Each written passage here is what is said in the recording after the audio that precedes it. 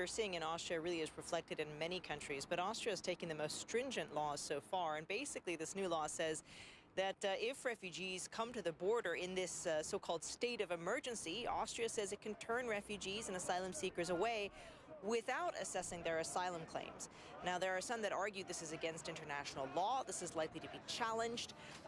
But Austria maintains, because it's so overwhelmed by refugees from the recent refugee crisis, it has to take these exceptional measures. Now, this is a law that is passed, but it isn't really in effect yet, and it's not likely really to be implemented for a few months now. But it comes off the wave of a number of other issues in Austria, including the building or the proposed building of a border fence but on its border with Italy. In fact, over the weekend, hundreds of protesters clashed with police against this border fence. But essentially, Austria is saying they need a fence there in the event that it's overwhelmed with refugees coming in from Italy.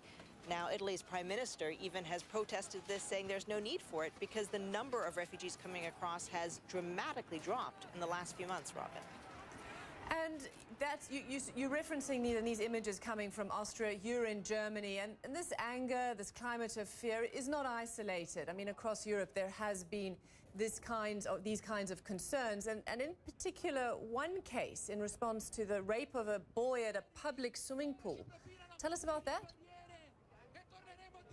Yeah, this is a horrific case. It actually happened late last year, but it wasn't made public because of privacy for the victim. But essentially, a very young boy, 10-year-old boy, was raped in a public swimming pool facility in Austria.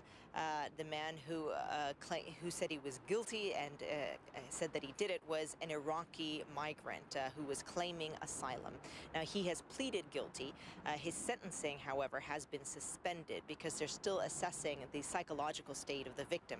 It is a horrible crime.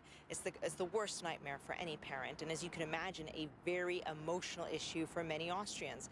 And it's not just Austria who is concerned. We know of several incidents of assault in public swimming pools here in Germany, and of course there was that massive sexual assault in Cologne in New Year's Eve. And so these kinds of incidents have fueled the kind of fear and anger that has caused politicians to take these very dramatic decisions against refugee policy.